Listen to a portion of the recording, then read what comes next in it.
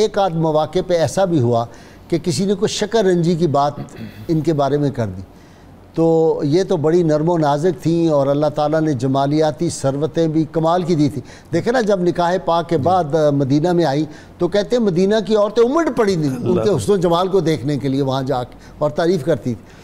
تو آپ صلی اللہ علیہ وسلم نے کتنی دلجوئی فرمائی کہ ان کی ایسی بات نہیں کہنی جن سے ان کے کوئی دل پہ کوئی جو ہے وہ رنج آئے یا کوئی ناگوار بات ہو۔ جی بسم اللہ الرحمن الرحیم والصلاة والسلام علی اشرف الانبیاء والمرسلین۔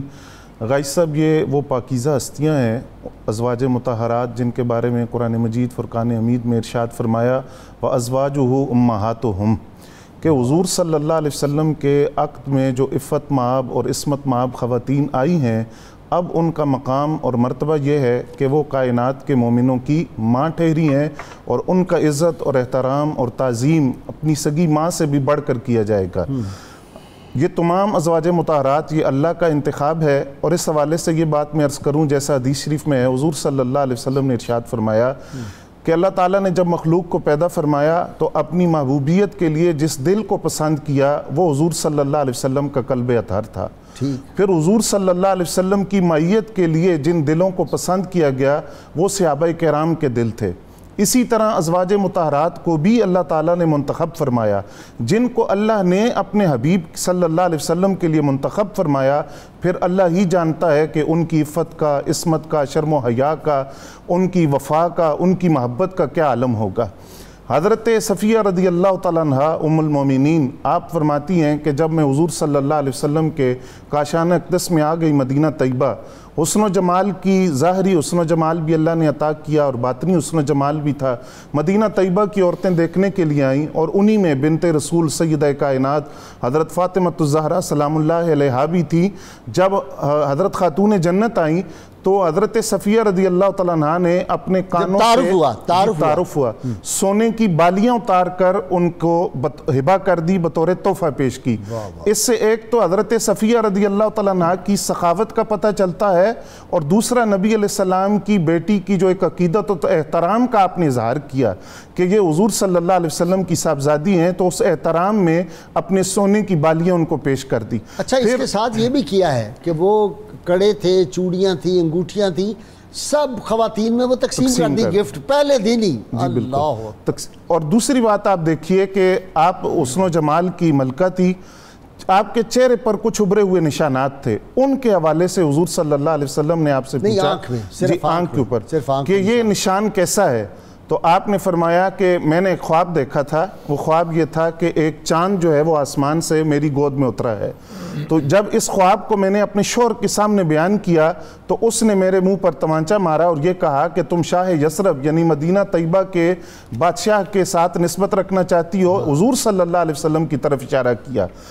اس سے پھر نبی علیہ السلام کا آپ کو اختیار دینا اور اختیار دے کر پوچھنا کہ آپ واپس جانا چاہتی ہیں تو واپس چلی جائیں، یا میرے نکاح میں آنا چاہتی ہیں تو اس بات کو اختیار کریں۔ یہاں غازی صاحب میں یہ بات عرض کروں گا کہ آپ دیکھیے حضور صلی اللہ علیہ وسلم کے ساتھ ان ازواج مطہرات کی محبت کہ یہی الفاظ ہمیں حضرت جویریہ رضی اللہ تعالیٰ عنہ کے حوالے سے بھی ملتے ہیں، جب ان کے والد حارث بن ابی درار فدیہ دینے کے لیے آئے اور انہوں نے کہا کہ آپ میری بیٹی کو واپس کر دیں، تو نبی علیہ السلام نے فرمایا کہ آپ خود اپنی بیٹی سے پوچھیں۔ تو اس وقت حضرت جویریہ رضی اللہ تعالیٰ عنہ نے بھی یہی الفاظ بولے تھے کہ میں واپس نہیں جانا چاہتی بلکہ حضور صلی اللہ علیہ وسلم کے نکاح میں رہنا چاہتی ہوں۔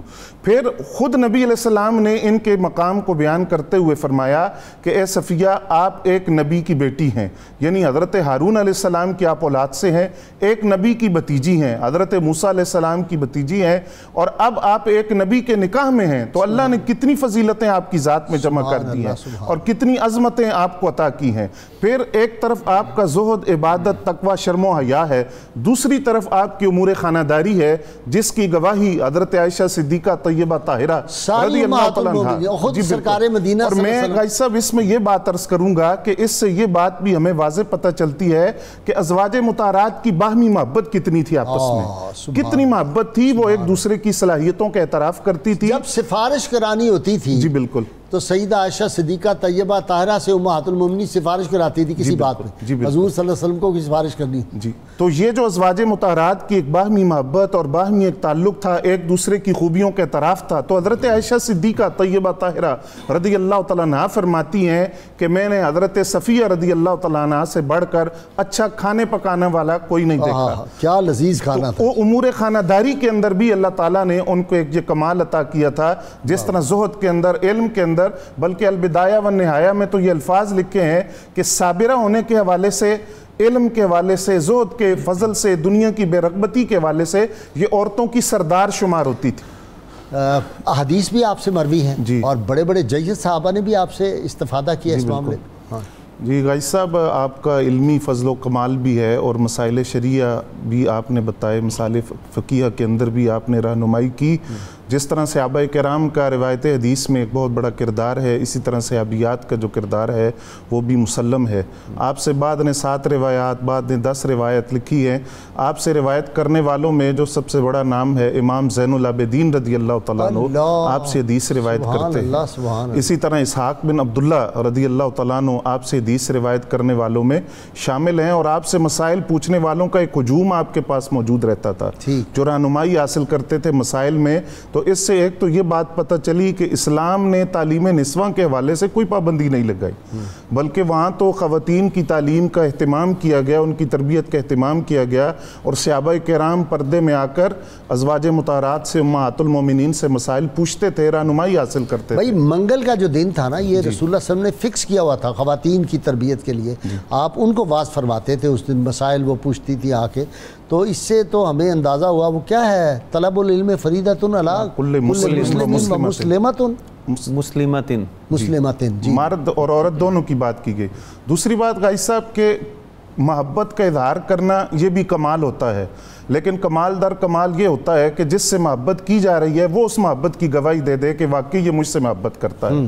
آپ نے انٹرو میں اشارہ کیا کہ جب حضور صلی اللہ علیہ وسلم مرض وصال میں تھے، ازواج مطہرات جمع تھی، تو حضرت صفیہ رضی اللہ تعالیٰ عنہ نے وہاں محبت کا اظہار کرتے ہوئے یہ الفاظ کہے، یا رسول اللہ صلی اللہ علیہ وسلم، میری دلی خواہش ہے یہ جو مرض آپ کو ہے یہ مجھے لگ جاتا. اس پر نبی اکرم صلی اللہ علیہ وسلم نے کیا ارشاد فرمایا؟ فرمایا واللہ انا لصادقۃ، اللہ کی قسم یہ سچ بول رہی ہیں اور یہ سچی ہیں. اے دلوں فرما رہی ہیں، سبحان اللہ، دل سے یہ بات کہہ رہی ہیں اور سچی بات کہہ رہی ہیں اور میرے ساتھ یہ محبت کرتی ہیں. تو یہ دیکھیں یہ کتنا بڑا اعزاز کہ پھر خود نبی علیہ السلام اس محبت کی گواہی دے رہے ہیں. پھر دیکھیے کہ نبی اکرم صلی اللہ علیہ وسلم نے ارشاد فرمایا کہ جب تمہارے ساتھ کوئی برا کرے تو تم اس کے ساتھ اچھا کرو، احسان کرو، نیکی کرو. اس کی عملی تصویر آپ کی ذات میں نظر آتی ہے کہ آپ کی باندھی حضرت فاروق اعظم رضی اللہ تعالیٰ عنہ کی خدمت میں بطور شکایت کچھ باتیں وہاں عرض کر دی. حضرت فاروق، اب یہاں دیکھیے ماں کا ادب، حضرت فاروق اعظم رضی اللہ تعالیٰ عنہ خود حاضر ہوئے، امیر المومنین ہیں، خود حاضر ہوئے ان باتوں کی حقیقت معلوم کرنے کے لیے جو آپ کی باندھی نے وہاں کہی تھی. جب آپ نے ان کی وضاحت فرما دی، حضرت فاروق اعظم رضی اللہ تعالیٰ عنہ کے سامنے جب وضاحت ہو گئی، اس کے بعد آپ نے اس باندھی کو بلا کر پوچھا کہ تم نے یہ جو بات شکایت کی ہے کس نے ابھارا تھا تمہیں؟ تو اس نے کہا کہ مجھے شیطان نے اس بات پر ابھارا تھا. اب آپ نے اس کو سزا نہیں دی بلکہ اس کو آزاد کر دیا، معاف بھی کر دیا. اس کے لیے اتنا کلزم ہونا چاہیے ظرف کا، اتنا بڑا ظرف ہونا چاہیے. آپ ذرا سوچیں نا، اپنے اوپر اپلائی کریں، اس کو معاف کر دینا. آج کا دور ہوتا تو کیا حال ہوتا ہے، یہ عام انسان کوئی دیکھے نا. یہ ہے ظرف، وہ رحمت اللہ عالمینی کا جو فتح مکہ والا، یہ وہ اثرات نظر آ رہے ہیں سارے. یہ تربیت مصطفیٰ صلی اللہ علیہ وسلم کا اثر ہے. جی بالکل. تو اس کو آزاد بھی کیا، معاف بھی کر دیا، بجائے اس کے کہ اس کو سزا. پھر آپ کے اثار کے حوالے سے میں ایک بات عرض کرنا چاہوں گا. حضرت سیدنا عثمان غنی رضی اللہ تعالیٰ عنہ معاشرے میں ہیں، آپ کھانا لے کر جاتی ہیں وہاں سواری پر، تو آپ کی سواری کو روک دیا گیا اور وہ جو سواری تھی اس کو اذیت دی گئی، تنگ کیا گیا، تو آپ واپس آ گئیں. لیکن پھر بھی آپ کو وہ قرار نہ آیا کہ یہ کھانا کسی طرح معاشرے میں حضرت عثمان ذو النورین رضی اللہ تعالیٰ عنہ جو کئی دن سے بھوکے بھی تھے، پیاسے بھی تھے، ان تک یہ کھانا پہنچ جائے. تو آپ نے نواسہ رسول امام حسن مجتبی رضی اللہ تعالیٰ عنہ کے ہاتھوں وہ کھانا حضرت عثمان غنی رضی اللہ تعالیٰ عنہ کو بھجوایا. اچھا جی بٹ صاحب، اس میں ایک اور بڑی دلچسپ بات جدھر بشارت یہ واقعہ بیان کیا نا، امام حسن کو بھی پھر ایک سٹیج آ گئی کہ وہ نہیں آگے جانے دیتے تھے. آپ نے ایک بڑی لکڑی جو تھی نا، کوئی درخت کٹا ہوا، وہ اس کا پھٹا استعمال کیا ایک مکان سے دوسرے تک. اب اس سے گزر کے جانا کتنا خطرناک ہے. آدمی گر سکتا ہے نا, ایک خاتون کا اس پھٹے کے اوپر سے گزر کے, جیسے وہ کوئی پل بنا لے, وہ اس سے گزر کے جا کے وہ کھانا پہنچاتی تھی. اللہ اکبر. ایثار دیکھیے, سبحان اللہ. ایثار بھی, اور اپنی جان کو خطرے میں ڈالا. اپنی جان کو خطرے میں ڈالا اور امت کو یہ تعلیم دی کہ صحابہ کرام علیہم الرضوان وہ کتنی بھی مشکلات میں کیوں نہ مبتلا ہوں, کتنے بھی مصائب میں کیوں نہ ہوں, لیکن انہیں جو اسلام کی عطا کردہ تعلیمات ہیں وہ کبھی بھی فراموش نہیں ہوتی, حتیٰ کہ انہیں اپنی جان بھی خطرے میں کیوں نہ ڈالنی پڑے, اپنی جان کی بھی وہ پرواہ نہیں کرتے.